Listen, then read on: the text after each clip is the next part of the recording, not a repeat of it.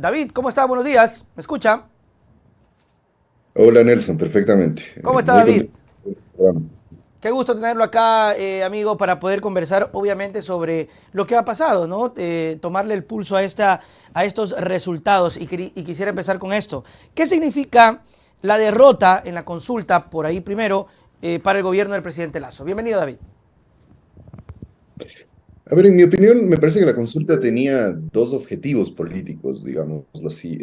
El primero estaba ligado fundamentalmente a lograr algo de legitimidad democrática, porque el gobierno, frente al acelerado deterioro del respaldo que tenía, tiene todavía medio camino de gobierno por delante, 2 años más, requería conseguir algo de oxígeno político, como se ha dicho. Y la consulta fue planteada en esos términos, del modo en que mostraron ellos mismos, hicieron campaña, el modo en que propusieron la consulta al país, tenía un carácter más plebiscitario, echando mano de lo del narcotráfico y demás, que de un referéndum propiamente dicho, ¿no? Más allá, Ya. digo, del tenor literal de las preguntas, el gobierno nos hacía sentir que era una campaña de los buenos contra los malos y por supuesto los buenos, entre comillas, eran los que estaban de su lado. Entonces todo eso configura un escenario en donde la verdadera intención de la consulta era lograr algo de legitimidad política por vía indirecta, digamos, Ujú. no poniendo sus candidatos, no poniendo una revocatoria para ver si el pueblo todavía lo respalda, sino lograrlo de esta manera, cosa que es costumbre en la derecha que ha gobernado en estos años, conseguir atajos para no cumplir con los procesos democráticos, atajos oscuros, extraños, intentaron eso de nuevo. Entonces me parece que ese es el primer sentido que tenía la consulta, lograr Ya. legitimidad para avanzar además con las reformas neoliberales, con todo el programa que tienen todavía pendiente por hacer. Ahora, pero esa legitimidad definitivamente no se dio, no se cumplió, porque termina ganando el no, aunque en principio decían que ganaba el sí, no logra obtener este oxígeno y encontramos un presidente el día de ayer diciendo que, bueno, la verdad es que un comunicado bastante vacío, pero diciendo que no va a eludir su responsabilidad. ¿Qué responsabilidad tendría ahora el presidente de la República cuando la gente le dice a él que no? Y creo que la mayoría entendió esto, ¿no? Decirle que no a un gobierno que no ha cumplido. Entonces, este oxígeno que lograron, que querían lograr y que no han logrado obtener, ¿qué va a pasar ahora? Alguien decía que tiene horas contadas. ¿Tú crees eso, David? No estoy muy seguro todavía, hay que ver, porque sí, si bien es cierto, no consiguió esto, la legitimidad que esperaba, tampoco consiguió lo otro, que me parece que no alcancé a explicar eso. Lo otro es que la consulta le servía para llevar adelante una especie de estrategia Trujillo 2.0, digámoslo así, Claro, que con eran el partido. todas las preguntas del Consejo y la Asamblea, que al final era volver a tomar un control, a concentrar poder en torno al Ejecutivo y tomar control de autoridades. Esos dos factores, lograr cierta legitimidad electoral y ampliar el poder que han concentrado en estos años en el Ejecutivo con estos gobiernos de derecha, esas eran las dos claves de la Mm, estrategia de la, me parece.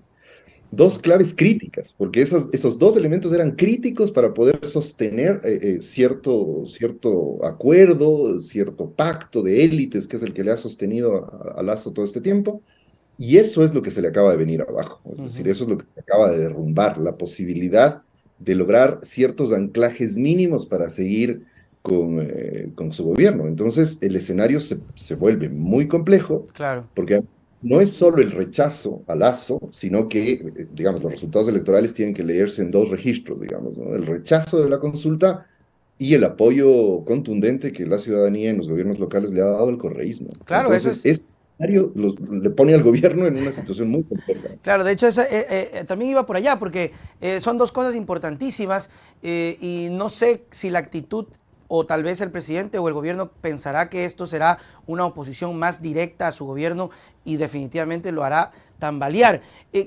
Antes de ir al tema de la victoria de Revolución Ciudadana, que también es importante, además de histórica en Guayaquil, que es un hito. ¿Qué debió hacer, qué crees que debió el presidente anunciar ayer, por ejemplo, en este comunicado donde reconoce la derrota y todo eso? Pero más allá de eso, no pasó nada. ¿Qué crees tú que debió haber hecho el gobierno en este anuncio?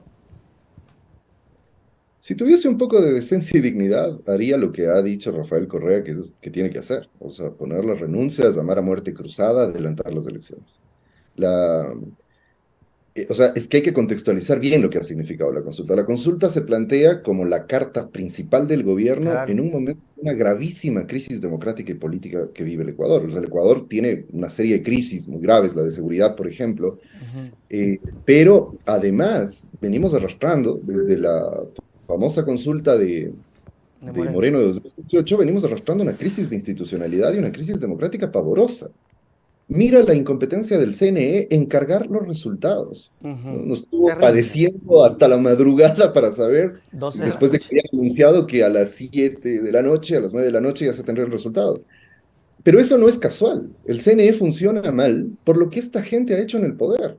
O sea, porque hay que verlo como el modelo, como su proyecto, ese proyecto que vienen implementando desde 2018. No hay que olvidar, por ejemplo, que cuando Moreno llamó a su consulta, Lazo decía que esa era su consulta, Claro. que era propuesta suya, la de Lazo. Ujú. Y era cierto, Lazo había planteado en campaña que lo primero que haría era una consulta popular para hacer lo que hicieron después. Ujú. Es decir, no hay que perder de vista que este es un proceso largo y que hay que tener en cuenta, Nelson, que son 6 años. O sea, están a poco de gobernar casi el mismo tiempo que el correísmo.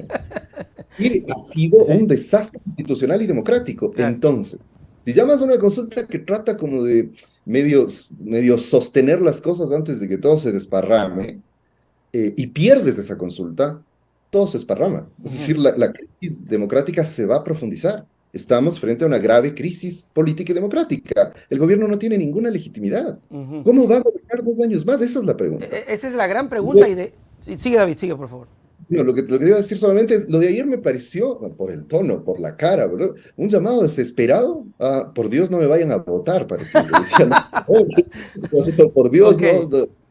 Y me parece que ya, claro, su propuesta de mano extendida además suena muy hueca, después de que durante 2 años se ha dedicado, más me pareció tan absurdo y ridículo que Lazo salga a decir, aquí se ha impuesto una cultura de odio, después de que Ujú. durante toda la campaña él, sus asesores, sus periodistas, sus académicos, nos dijeron narcos y antipatria a Ujú. todos los que habíamos optado por votar por el no. Ujú. Entonces es absurdo, es decir, el Lazo sigue siendo esta especie de farsa tragicómica que está en el gobierno. La Ujú. única salida en realidad sería una salida democrática, pero, digo, eso en términos formales.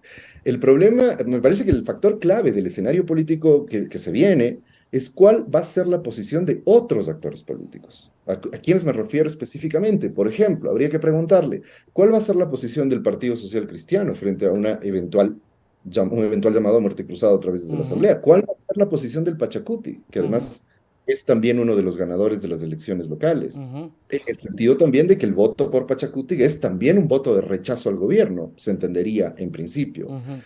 Entonces, me parece que, lamentablemente, la definición del escenario político posterior se estará dando tras bastidores, y Claro, eso claro. me parece muy peligroso, porque en eso son muy hábiles para moverse por los sótanos de la democracia y utilizar la justicia y chantajear gente, lo hemos Ujú. visto, ¿no? Todo Claro, este claro. tiempo ya se han operado.